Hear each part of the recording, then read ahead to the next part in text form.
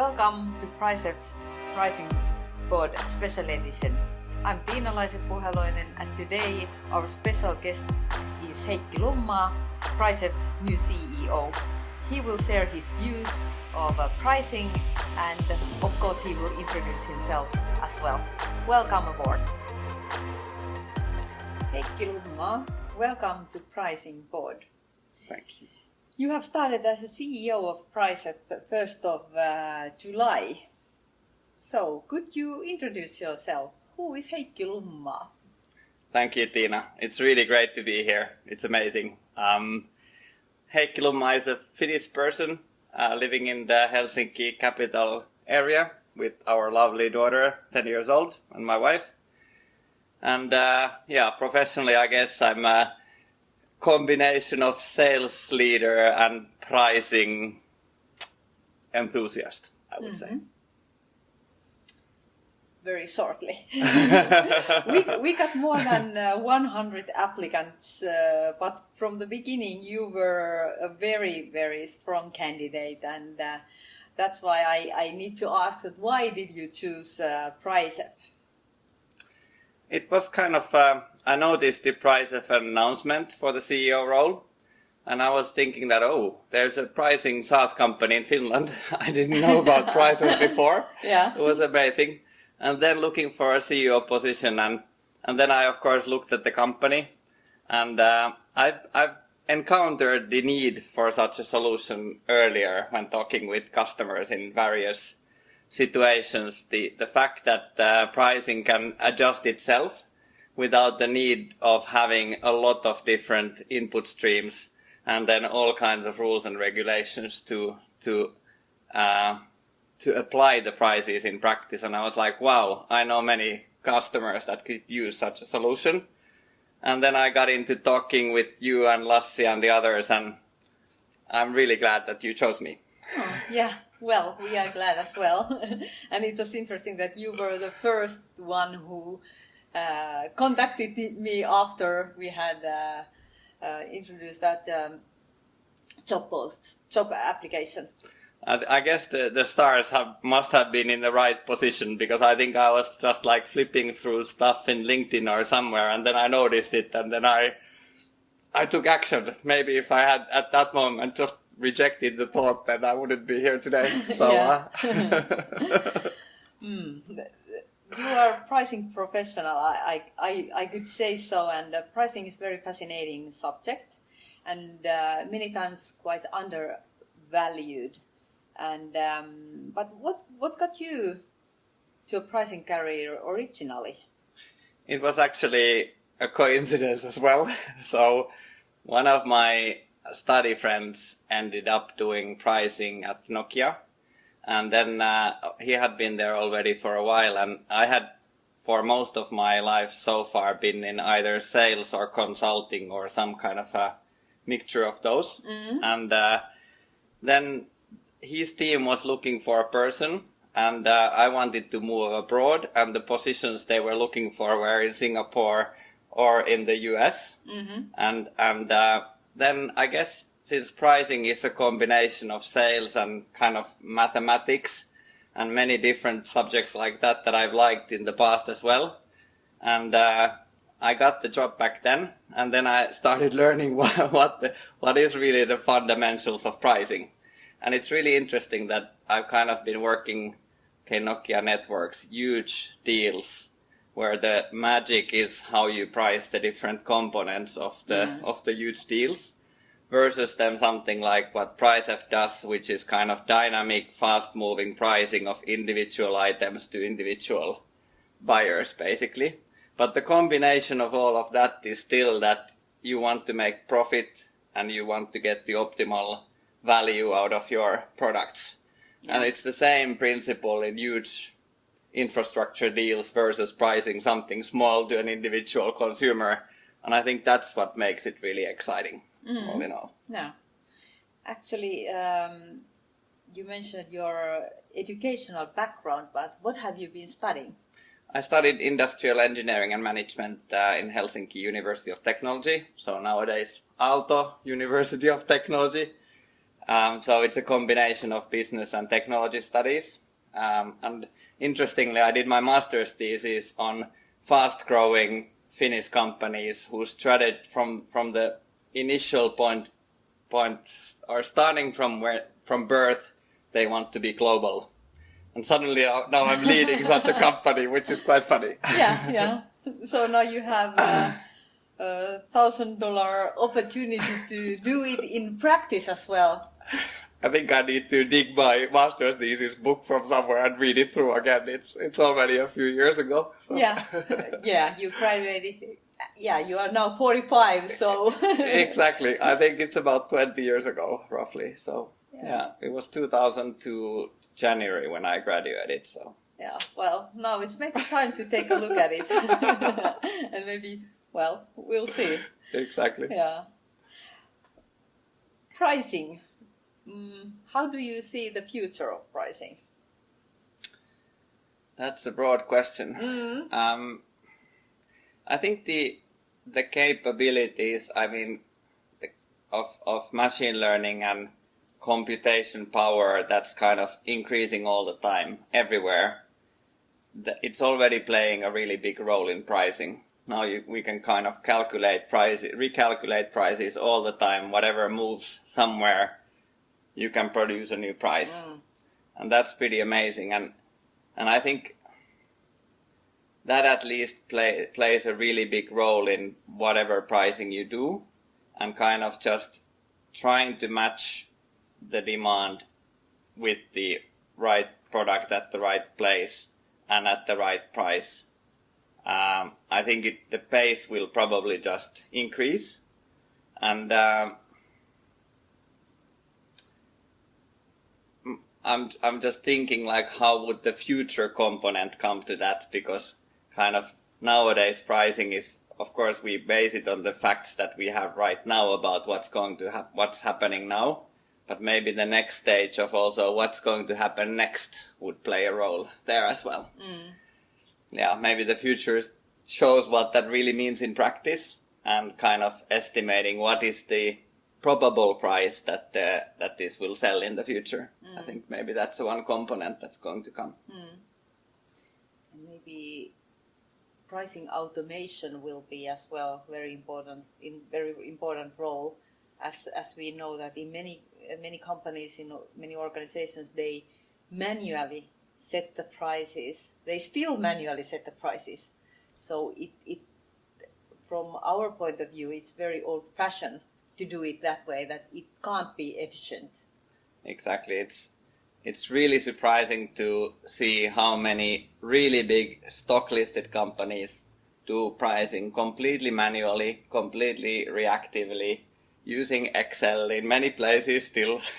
So I think, of course, the big topic still for many companies is to get pricing to the level where the current best performers are. So using automation, using the data immediately when you have it, and applying the price forward. Yeah. And I think there's also a psychological element to it. So many companies are still a bit cautious about how do the customers react if the price changes. But I think modern consumers are so used to airline tickets prices changing and many other topics. And when you shop online,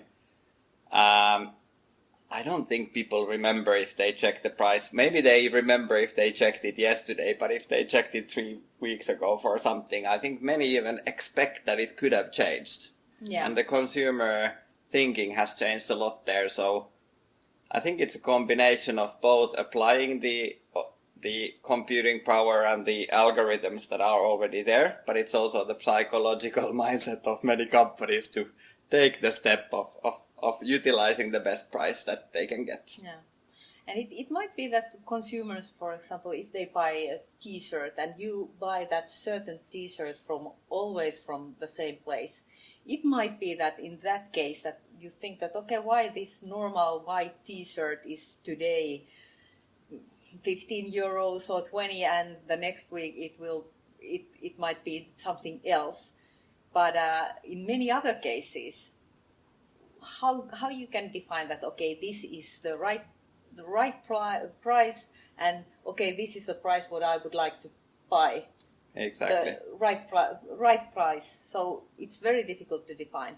It is, and then the big area where I see huge potential for Priceff is the service pricing, because service is always like one moment in time when that service is delivered to the consumer, and life is more 24/7 all the time, and people have very different situations where they can use those services. And there I think also people are quite receptive to it's okay to price to pay a bit more if you really need that service right now at this time, because you have other factors that influence your decision making at that moment, and then they are completely okay with the fact that somebody else buys the same service a lot cheaper on quiet hours, because those people have time, and time is a big factor then in the decision making. Yeah, and that's very, very important. And what I have seen that many products or e-commerce are, you can see some dynamic pricing there, but if we think the service business, it's not that common. Exactly. Have you ever seen you are booking a doctor appointment, have you ever seen the price set dynamically? I haven't. Me either. Or haircut or whatever, cosmetologist or... Exactly. Or booking sports shifts somewhere. Those people who are okay doing sports late at night or early in the morning or during working hours, I think there's a lot to do where we can help as well. Yeah. For example, now paddle is very, very hot topic and everybody wants to play paddle. So, but are those prices dynamically priced? No, exactly. And I think also one thing that kind of we've discussed a lot as well when now thinking about where should Priceff focus and where not. There's also an increasing number of these kind of SaaS software providers that provide platforms for these kind of services. And then the consumers can kind of buy very easily or book those services very easily centrally, and it would be very natural to then also price them at that moment dynamically, because it's not like, okay, I'm walking to the swimming hall, it always costs €5 when I go to the swimming hall. It's a different dynamic when you kind of book your paddle shift in advance for a certain hour, and then you can choose one of the factors for your decision making is then the price. Yeah. Well, you have done most of your careers in different SaaS companies, so how Priceff differs from those companies? For example, pros. Is it pros? Yeah, pros. Pros. Like the professionals. Okay, pros. Pros. I think one thing that I really got enthusiastic about is the easiness of starting the service. I mean, the mathematics is at the very high level, and it kind of can produce optimal prices. And maybe some other companies as well can provide optimal prices based on different factors. But I think the easiness of launching Priceff, it's a very small integration. I was surprised to even hear that you can actually integrate it in a few hours in the best case, if there's like existing interfaces that can just be launched. And then you can get the software up and running without huge data loads of history, etc. You just basically set targets, set some limits, and then it starts running. And I think that's a huge difference to any of the company that I've worked for so far. So all of their services require typically even hundreds of days of work to set it up. First of all, get the data running, then do all kinds of adjustments and plan, like really hardcore thinking in how this process works. And I really like that. And that also enables that customers can easily test the service. With a few days notice time, you can start testing it live with a few of your products or few of your locations, whatever it is. And then you can measure the value by seeing the results themselves. And that really got me excited that, first of all, the value is still super high, the easiness of starting it doesn't reduce the end value at all, and then you can just easily start going with it. And that's something I haven't seen before. Well, you have learned them very quickly, so that was almost a very good elevator speech. I think I'm doing a Priceff sales pitch here, but maybe it's good learning here with you. Yeah. Because my next question would have been that what benefits do you see customers gaining from auto dynamic pricing, but you almost told it already.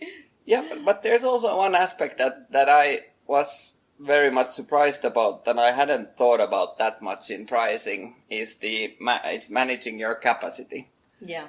So it's about when you're providing services or you have a limited amount of something to sell to the customers, then managing actually to whom you sell it or when do you provide it and steering that with pricing, that's something that I hadn't thought that much before. Because of course in the airlines you kind of you manage that you get the airplane as full as possible or hotel as well, but with the Priceff type of pricing you can actually steer the customers to use the service during the quiet hours, and you can remove peaks from your own capacity usage. And often also those peak hours like weekend times or those, they might actually be more expensive for you to provide the service. So it's better for you that you get the consumer to buy your service on Tuesday noon instead of Saturday evening. You can a lot better steer your capacity and your workforce or whatever capacity we're talking about. And that's something that I hadn't thought that much before. Dynamic pricing is well known, or more or less well known in consumer business. But how do you see it in B2B business? Because what I've seen that it would be great fit for that B2B business areas as well. I think so as well. I think the business users also have similar needs of buying those services at different times and managing both their costs and kind of own timelines based on that. I think in B2B the kind of the negotiation between the parties is the complex topic when in pricing. So you kind of in B2B is often about contracts that you agree, and then the salesperson needs to be able to provide pricing there. But I think where dynamic pricing can still very much play a role is that when you work inside these contracts that have been already done. So you and me agree that I'll buy X service from you during some time space, and we can also agree that the price can vary between this. It's okay. And then when I buy the service, then I steer a bit how it goes within that frame. So I think it play a role kind of within the contracts that are set. It's more difficult maybe when I'm now selling a big package service for you, when I now negotiate with you on this. Maybe dynamic pricing is a bit difficult in that negotiation moment, but within the service package it can well play a role. Like renting equipment, for example. I can make a frame contract with you on renting equipment, and within that frame contract there can be a dynamic element. I don't see any problem for that. Yeah. Well, what do you see as Priceff's focus area for the coming 6 months?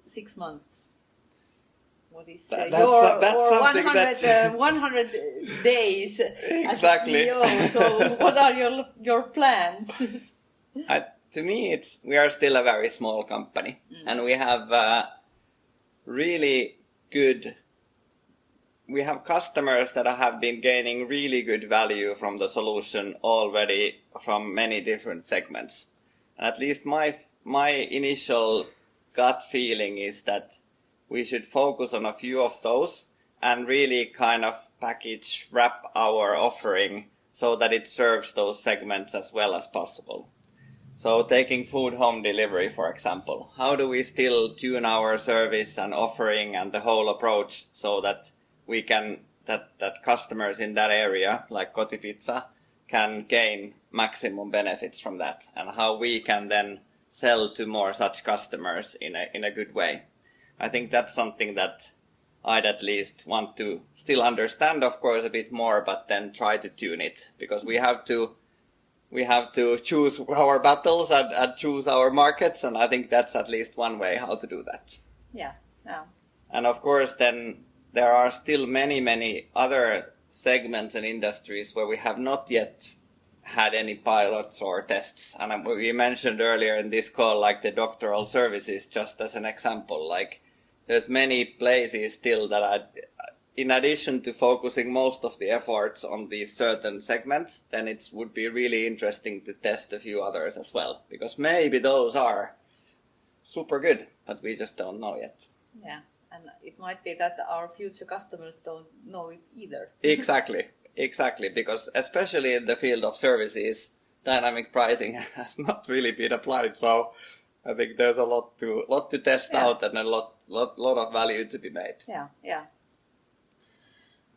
Well, is there something else what would you like to tell Pricing Pod's followers?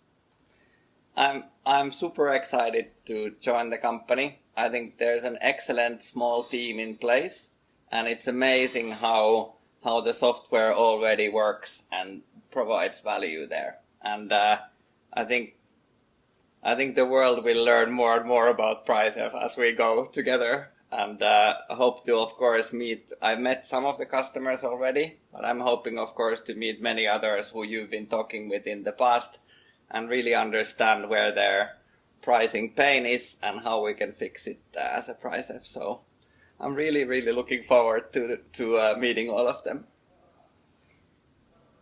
Okay, Heikki Lummaa, thank you very much and warmly welcome to Priceff. Thank you, Tiina. I'm really happy about this.